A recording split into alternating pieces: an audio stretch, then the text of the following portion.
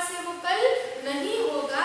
जिस प्रकार सूर्य जो है शाम होते होते ढलते ढलते वो अस्त की ओर जाता है, उसकी जो प्रखरता है वो शीतलता में बदलने लगती है, ठीक उसी प्रकार संसार में कोई भी चीज जो है वह स्थिर नहीं है। परिवर्तन संसार का नियम है। और इसी हिसाब से जिस तरह व्यक्ति ऊंचे पद पर जाता है, कल उसे वहां से निवृत्त होना है, नीचे उतरना है। और इसलिए जब तक हम उस उच्च पद पर विराजमान हैं, हमारे अंदर अहंकार भाव नहीं आना चाहिए, हमारे अंदर अहंकार नहीं होना चाहिए। हम उस पद का सदुपयोग करेंगे, यह भावना समाज के लिए हम अपना बड़ा योगदान देंगे, यह भावना हमारे अंतर्गत होनी चाहिए। क्योंकि सूर्य को भी मध्याह्न के बाद अस्त होना पड़ता है, ठीक उसी प्रकार किसी उच्च पद पर विराजमान व्यक्ति को भी एक न एक दिन वहां से निवृत्त होना पड़ता है, उसकी जगह दूसरा व्यक्ति आने वाला है। यह सृष्टि का नियम है, यह समाज परिवर्तन का नियम है। और इसीलिए हमें अपने पद का कभी भी अहंकार नहीं रखना चाहिए और समाज के भले के लिए हमें योगदान देना चाहिए। अगले दोह की तरफ हम मुड़ते हैं। जो जाको गुण जानहि सो तिहि आदर दे, कोकिल अंप ही लेत है काग निबोरी ले। जो जाको गुण जानहि, जाको यानी जिसका, तिहि यानी उसको, काग, काग शब्द का अर्थ है कौवा और कोकिल। हम जानते हैं कोकिल जो पक्षी है जो मधुर स्वर वाला है। अंब यानी आम, निबोरी नीम के पेड़ का जो फल होते हैं उसे हम निबोरी कहते हैं। लोग यहाँ पर कोकिल और कौवे के माध्यम से रुद्र जी हमें यह बताने की कोशिश कर रहे हैं कि जो जैसे गुण रखता है वैसा ही वह समाज में आदर और सम्मान पाता है। यहाँ पर लोग तभी सम्मान पाते हैं जब उनमें अच्छे गुण, जिसके पास अच्छे गुण है वह समाज में आदर और सम्मान पाता है। हम देखते हैं कि जो सम्माननीय व्यक्ति है, समाज में जिन सभी लोग जिनकी इज्जत करते हैं उनके पास बड़े अच्छे गुण होते हैं, अच्छे स्वभाव वाले व्यक्ति होते हैं, उनके कर्म अच्छे होते हैं और अपने कर्मों के द्वारा, अपने गुणों के द्वारा, अपने अच्छे स्वभाव के कारण वह समाज में सम्मान पाते हैं। और इस चीज को बताने के लिए, स्पष्ट करने के लिए रुद्र जी कोकिल और काग का उदाहरण देते हुए कहते हैं कि जो कोकिला है वो हमेशा आम के पेड़ पर बैठी होती है, वहां पर बैठकर वह अपने कंठ के मधुर स्वर से, मधुर ध्वनि से लोगों को आनंदित करती है और क्योंकि उसका गुण है। और जो कौवा है वो हमेशा नीम के पेड़ पर जो कड़वी निबोरी है, कड़वे फल है, वह नीम के फल वह खाता रहता है।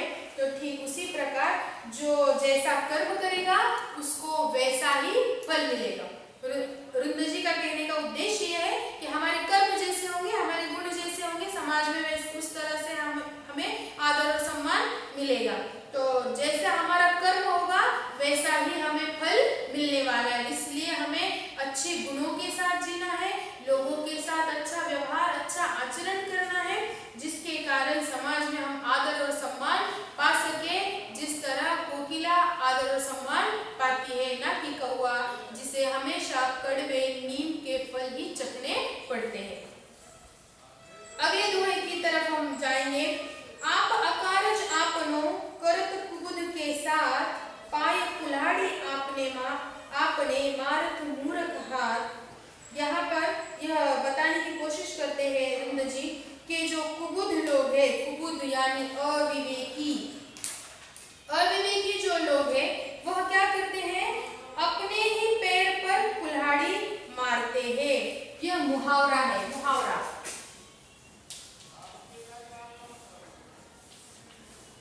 अपने पैर पर कुल्हाड़ी मारना या फिर पैर पर कुल्हाड़ी मारना।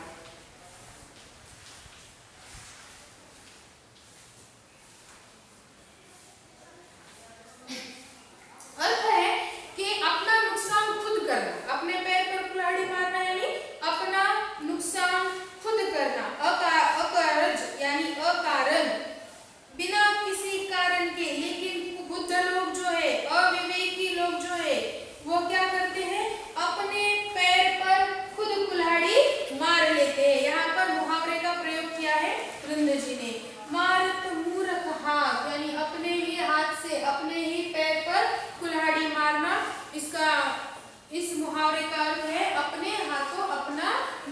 नुकसान कर लेना। कोई भी कार्य जो है, वृंद जी ये कहना चाहते हैं कि कोई भी कार्य जब हम करते हैं तो वो बड़ा ही सोच समझकर करना चाहिए, बिना सोचे समझे। जब अविवेकी बुद्धि से, अविचार से जब हम कोई कार्य करते हैं तो उसमें हमें असफलता ही मिलेगी। समझदार व्यक्ति अपना काम बड़ा ही विवेक से करते हैं, बड़े ही सोच समझ कर करते हैं। मूर्ख व्यक्ति जो है, यानी कुबुद्ध कहा गया है, अविवेकी, बुद्धिहीन, ये लोग जो है वो अपना कार्य जो है बिना सोचे समझे करते हैं। और बिना सोचे समझे कार्य जब हम करते हैं तब उस कार्य में हमारा नुकसान ही होता है। यहाँ कवि ने पैर पर कुल्हाड़ी मारना इस मुहावरे का प्रयोग करते हुए इस बात को समझाने की कोशिश की है कि हम अपने हाथों से ही अपना नुकसान कर बैठते हैं। कब? बिना सोच विचारे किसी कार्य को जब हम संपन्न करने की कोशिश करते हैं तब हम अपने पैरों पर खुद कुल्हाड़ी मार लेते हैं। आखिरी दोहे की ओर हम मुड़ते हैं। कुल कपूत जान्यो परे लखि शुभ लक्षण गात, होनहार बिरवान के होत चिकने पात। कुल यानी किसी वंश, कपूत, कपूत यानी कुपुत्र, जान्यो परे लखि शुभ लक्षण गात, लक्षण शब्द का अर्थ है लक्षण। होनहार बिरवान के होत चिकने पात, होनहार बिरवान यह भी एक कहावत है।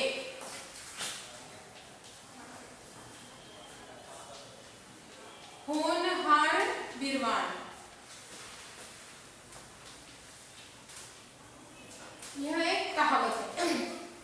इस कहावत का अर्थ है कि जो पौधा आगे चलकर बड़ा वृक्ष होने वाला हो उसके पत्ते शुरू से ही चमकदार दिखाई देते हैं। इस अर्थ की और एक कहावत हम ये देखते हैं कि पूत के पैर पालने में, पूत के पैर पालने में यानी छोटे बच्चे के जो गुण है, अच्छे लक्षण है वो पालने में ही दिखाई देते हैं। आगे चलकर वो क्या बनने वाला है, बड़ा होकर वो क्या करने वाला है, यह इस बात को हम बचपन में ही भाप लेते हैं, इसलिए कहते हैं कि पूत के पैर पालने में। ठीक उसी प्रकार उसी अर्थ की भी एक कहावत है कि होनहार बिरवान जो पौधा है आगे चलकर बड़ा वृक्ष होने वाला है, उसके पत्ते शुरू से ही बड़े ही चमकदार दिखाई देते हैं। या इस दोहे के अंतर्गत वृंद जी ये कहना चाहते हैं कि बच्चा जो है, कुल का किसी वंश का बच्चा जो है वह आगे चलकर सपूत होने वाला है या कपूत होने वाला है, यह पालने में ही पता चलता है।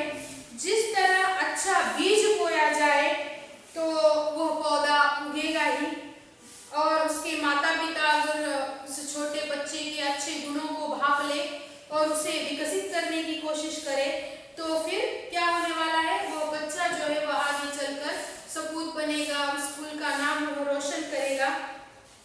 तो इसलिए कहा जाता है कि छोटे बच्चों को किशोरावस्था में उनके गुणों को भाप लेना चाहिए और कोशिश करनी चाहिए कि उनके उन गुणों को और ज्यादा विकसित करें। माता पिता और शिक्षकों के माध्यम से उसके गुणों को विकसित किया जाता है और तभी जाकर वह आगे उस वंश का नाम जो है वह बड़ा करता है।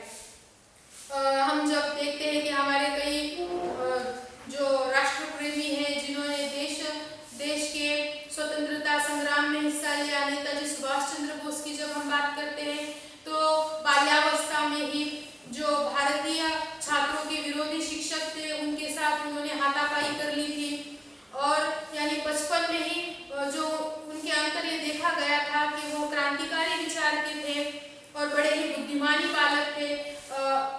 उन्हें गलत विचार पसंद नहीं थे और इसीलिए नेताजी सुभाष चंद्र बोस ने उस शिक्षक के साथ हाथापाई कर ली थी जिन्होंने भारतीय छात्रों का अपमान किया था।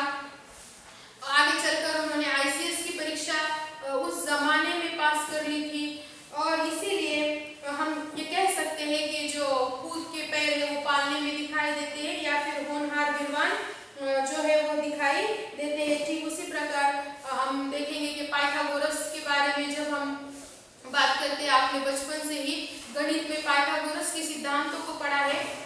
पाइथागोरस जो थे वो बचपन में ही अपने पिताजी के साथ व्यापार करने जाते थे।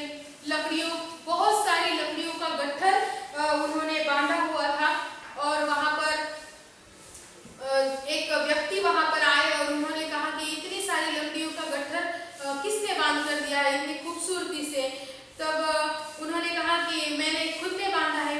तो इसलिए फिर उस व्यक्ति ने उन्हें कहा था कि फिर एक बार इस गट्ठर को खोलकर तुम्हें क्या करना है, लकड़ियों को फिर से बांध कर दिखाना है। और इसीलिए फिर एक बार पाइथागोरस ने उस लकड़ियों के गट्ठर को खोला और बांधा। वह जो व्यक्ति था जिसने गट्ठर को खोलने के लिए कहा था, वह कोई और नहीं, डेमोक्रेटिस थे। और इसीलिए कहा जाता है कि होनहार वीरवान यानी पूत के पैर जो है वो पालने में ही दिखाई देते हैं। इस तरह